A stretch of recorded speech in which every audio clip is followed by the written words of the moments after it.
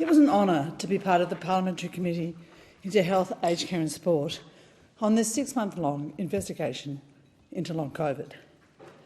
This significant work established a framework for a national response to a serious concern, but we still have much to do. More than 90% of Australians have now experienced COVID infection. Because most were immunised by the time that we got it, and the most dominant strain during the biggest outbreaks was Omicron, most of us were sick for no more than a few days. And we generally then recovered quickly, with the sense of relief that it had been and gone. But for many people, COVID has not gone. The symptoms have persisted for more than 3 months, and those people have the disorder now known as long COVID. It has more than 200 symptoms. We heard many descriptions of individuals' difficult experiences of long COVID. We heard of persisting cough, shortness of breath, wild variation in heart rate, brain fog, anxiety, depression, fatigue. These are nightmare scenarios which last months, even years. Most people eventually recover, but some don't. Some can't work, exercise or function normally. The convalescent bear both the emotional and physical scars of their illnesses, but also the fear that those symptoms will recur with repeated infection. At least 2% of people have persistent symptoms 3 months after COVID infection. Because numbers remain so high, that means that at any point in time, at least 200,000 people are affected by long COVID. It's more common after severe COVID, which more commonly affects the elderly and the frail and the unvaccinated, but because young people are getting more COVID, they're experiencing more long COVID as well. We still don't have a case definition. We don't have a diagnostic test for long COVID. And that means that Australians who have been affected by it have had to negotiate a largely unknown condition with unproven treatment pathways, minimal supports and uncertain prognosis. Reporting strategies for COVID in this country have decayed.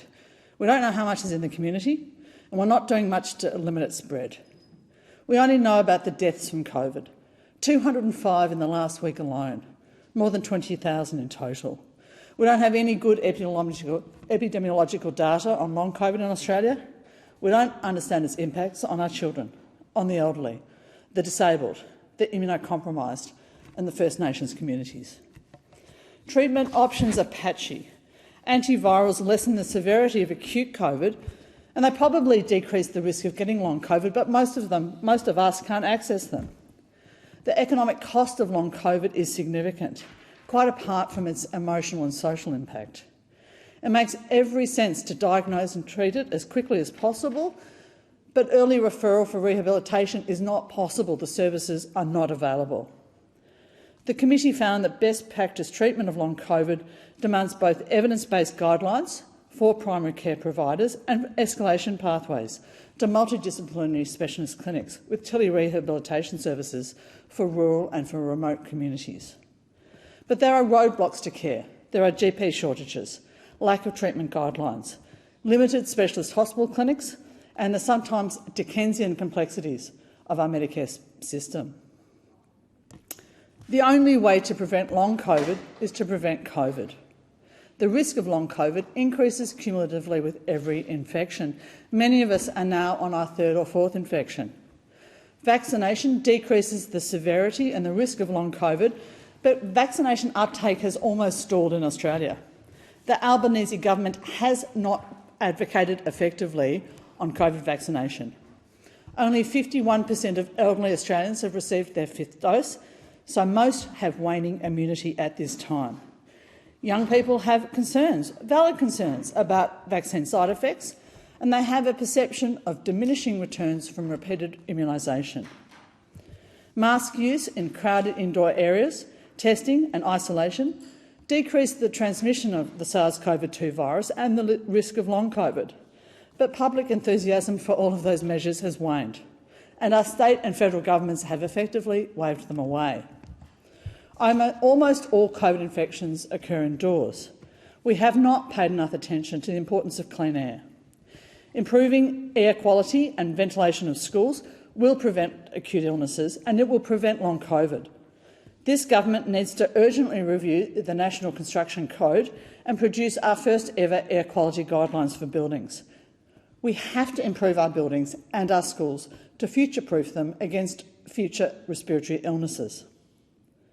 The COVID committee heard again and again that we need better data collection. We have to understand who's getting COVID, how it's affecting, how long it lasts, how best to treat it, what works and what does not work. We have heard that medical professionals are exhausted after a 3-year pandemic. GPs are struggling with a workforce crisis after years of stagnant income and increasing workload. Hospitals are struggling to staff outpatient clinics and to maintain inpatient services. Long COVID is a new, complex and severe medical condition, but we still don't know how common it is. We don't know how to diagnose it, treat it or track it. The impact of climate change and of increasing population movements are such that more pandemics are likely. So there's a really urgent need for us to learn from the lessons of this one. In preparing this report, the Health Committee listened to the unwell. We believed them, and we undertook to make their voices heard. This is not an easy task in a society which is increasingly fragmented and which is increasingly intolerant of difference. In undertaking this study, we consulted scientists, medical professionals and public health experts. Many have been and continue to be subjected to personal and professional abuse and of invective, at times during the pandemic and now in its endemic phase. On receipt of this report, the Federal Health Minister immediately promised $50 million from the Medical Research Futures Fund for research to better inform policy decisions and to prove health outcomes for patients with long COVID. An expert advisory panel will delineate areas for future investment decisions, and that's important.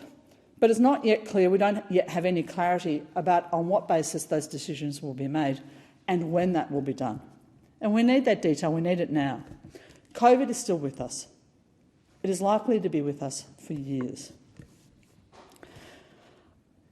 Deputy Speaker, I note that funding for the National Clinical Evidence Task Force, which was an invaluable alliance of 35 expert groups which coalesced quickly during the pandemic and acted effectively and efficiently together, expired at the end of last year. Its remaining philanthropic funding expires in 10 days. The NESAT was a trove of evidence-based scientific advice during the pandemic. Its evidence was cited 30 times in this committee's report. That group, if it goes to pieces in 10 days, as it will if the government does not fund it, cannot easily be reassembled. It is ideally suited to development of evidence-based living guidelines for the diagnosis and treatment of long COVID. One of the key recommendations of this report was development of those evidence-based guidelines. The National Clinical Evidence Task Force should immediately be given carryover funding pending the report of the MRFF panel. With this report, the committee has delineated what needs to be done: planning and testing for treatment of further outbreaks, reviews of how our buildings are designed and how they are built, and big picture considerations of how we can provide public health care in this country now and into the future. At some stage, we will have to re-evaluate the federal and state divides in provision of healthcare in this country.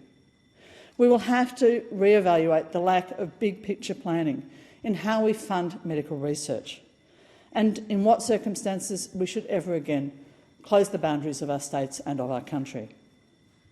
We'll have to examine our decision-making during the pandemic, our procurement and production of vaccines and equipment, quarantine and containment strategies, workforce and economic management. I would suggest that this would best be achieved in the near future by a targeted, time-limited Royal Commission into Australia's response to the COVID pandemic.